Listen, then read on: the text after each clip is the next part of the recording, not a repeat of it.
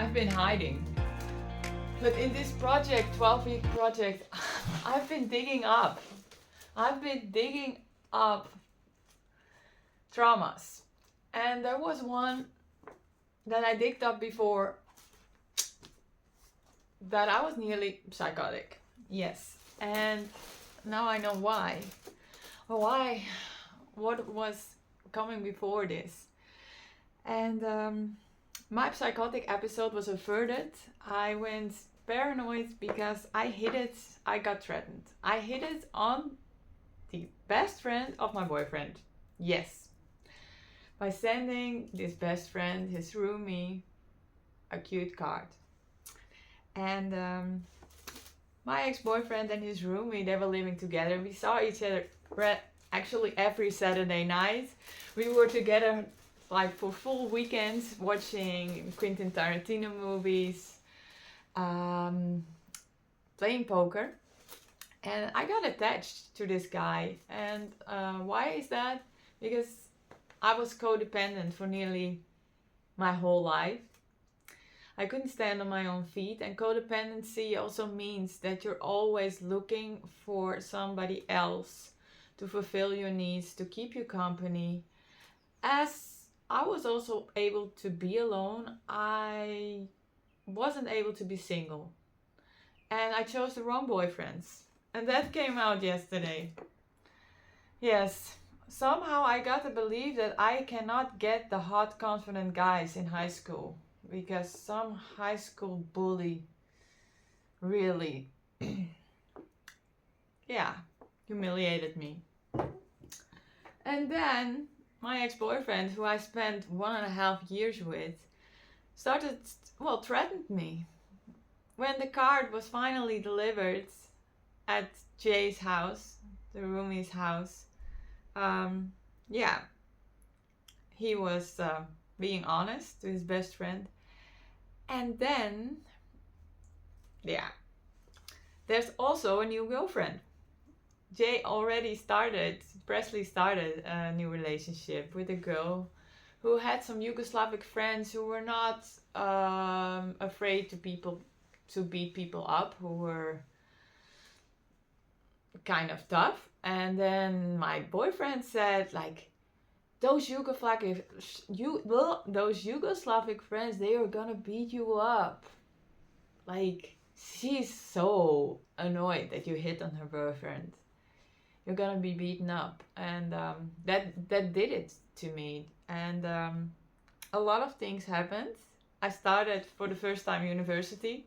I felt unworthy. I felt not smart enough to attend university.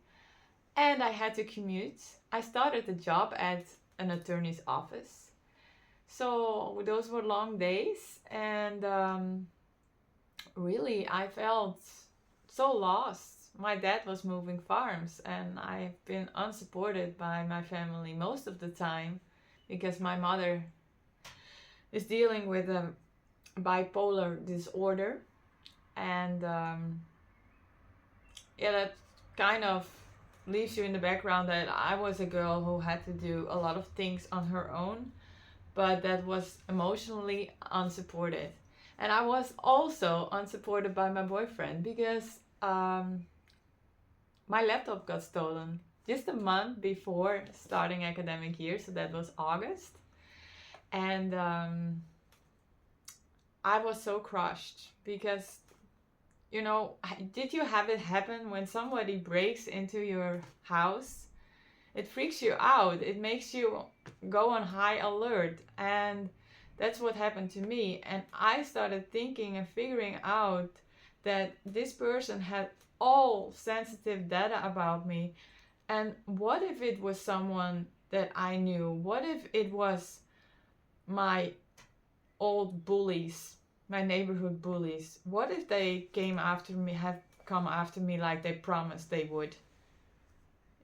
I've been threatened by them too. And just by one girl at one time because I stood up for myself. After being bullied for many years, I approached them one by one, personally saying, like, hey, it's been enough. When you're on your own, now say it to me, because you just are too coward to call me names when you're on your own. And they were. But then this girl said, she said, we will get you. We will get you. And what they did was calling me names on nights out. When the bars close, when it's night, they were calling my name and some stupid other word. And this really got to me a lot. I'm someone who needs to speak up always, who internalizes quickly. And then the burglary came, so my laptop got stolen, and this freaked me out. It really was something I couldn't process, that I needed support from my boyfriend. But what he gave me was his spare laptop. That was all he could give me.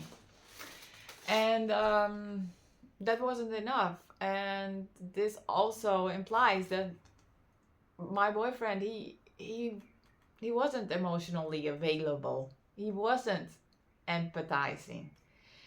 And this is something I look for now. This is something that you need too. If you're in a situation, you made a stupid mistake and you're ashamed about it, find empathy from yourself. So I started writing down this event for the last 2 years, and I started to get rid of the shame. But it took me a long while. It took me a long while to really tell the whole story without feeling so much tension, without getting overwhelmed, without getting upset. And I could never do it in regular settings with a psychiatrist, or, well, not those, but I couldn't get to the bottom of my stuckness, of my PTSD. I couldn't figure out what traumas really bothered me, until I figured that I was hiding this for the longest time. For 16 years I've been hiding it, because I restarted academic year after I first stopped it. I felt so ashamed. I felt so sensitive about my sanity. I was so afraid it was gonna happen again. I was so afraid that people would question my sanity once I would open up. And this is a real thing, because there's so many judges around. There's so many people who are themselves full of fear, not able to empathize, because they're like, oh, that girl's crazy, that is scary, oh, she's not worthy to talk to me. It's their scaredness. But those people who are judging that much, it's about them, and those are the people you can't talk to, you can't receive empathy from. So first, find empathy from your own new judgment. Start to see yourself in this kind and soft way as a human being that learns from mistakes, that makes mistakes in order to grow. We all make mistakes because we need to learn, because we are human, we are fallible, we are all fallible. We're not perfect. You're never gonna be perfect. Although I assumed that I needed to have some kind of perfect standard. And guess what? It's unattainable, it's unachievable, and it's not human. We need to know who we are. And that's what happens when you're on a healing journey. You know why you make mistakes. And I understand myself. I was watching The Lion King when I wrote that card. I was with a girlfriend on a Sunday evening, cozy, watching The Lion King, when I got so emotional. I got left by my boyfriend. He broke up with me. And I all of a sudden realized my feelings for his roommate, and I told my friend. I said, this could turn my life around, you know. It would be a missed opportunity if I didn't fill him in. If I kept it to myself. And I wanted to open up. I was spontaneous. And that's what I got to know about myself. That I'm this spontaneous butterfly, um, full of life girl that, yeah, is sensitive, but also very strong and bold. And when she has a lot on her plate, when she has to move houses, start an academic year, when her boyfriend breaks up, when everything happens at once, you know, we I break down. And a lot of people would break down, and that's nothing to be ashamed about. It's okay. It's okay. It's very beautiful to be vulnerable. So it's empathy that is the cure. Empathy, self-compassion is the cure to shame. And I wish you the courage to express yourself with pen or paper, with a drawing, with singing a song, recording a song. That's what I'm trying to do. But yeah, it's beautiful once you open up, you know. I got rid of the shame and so much energy got freed up. So